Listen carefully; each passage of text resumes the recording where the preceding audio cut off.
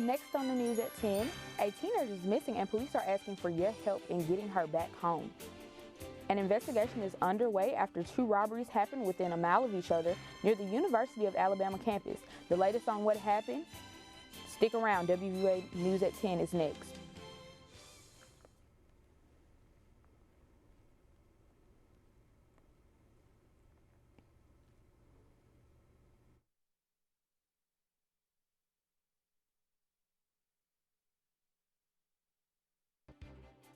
Live from Bryant-Denny Stadium, Alabama's home team.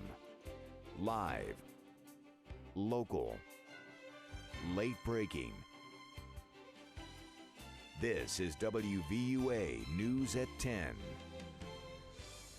Good evening, I'm Valese Jones. Thanks for joining us on WVUA News at 10. We begin with information on a missing teenager. Details in tonight's top story. According to the Fayette County Sheriff's Office, authorities are searching for 14-year-old Hannah Harbin, who was last seen leaving Hubbardville High School on Friday with 19-year-old Jordan White. If you have any information on their location, you are asked to call 205-932-3205. Stay with WVUA for any updates in this case.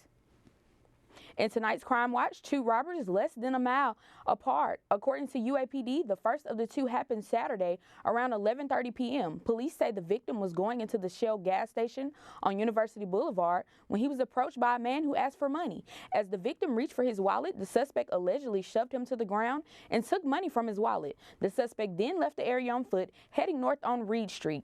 Police say no weapon was displayed and no injuries were reported. Police have described the suspect as a black male wearing a brown jacket and blue jeans.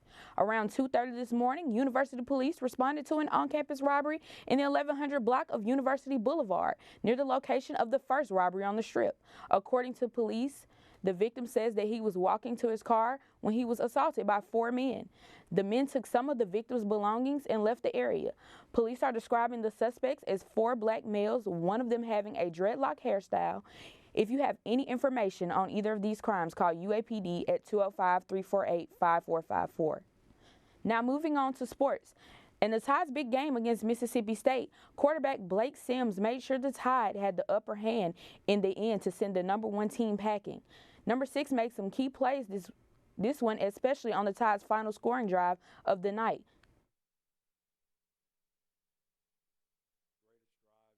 Alabama history, probably, to go down there and make it a 2-score game, in the fourth quarter. The offense put a great drive together. Blake made 2 critical, third down conversions in that, scramble conversions, in that drive. Yeah, some plays began to break down, and Blake ran, and he converted with his feet. Just wanted to hit the open guy.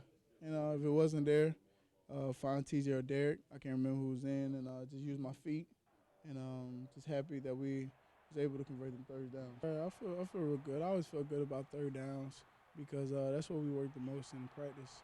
And Coach Kiffin prepares us so great during the week that we know that we're going to convert every third down.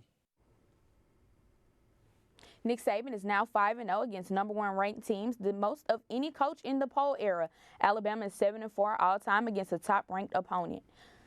So Alabama made a big step forward in the SEC West race. A win over Auburn in 2 weeks will send them to Atlanta. And Auburn had their own problems to worry about, specifically Georgia. The Dogs got Todd Gurley back in this game. Auburn trying to bounce back from their second loss. A good start for the Tigers. Cameron Artis-Payne with a nice run, 26 yards, Auburn up 7-0. But the Dogs start barking.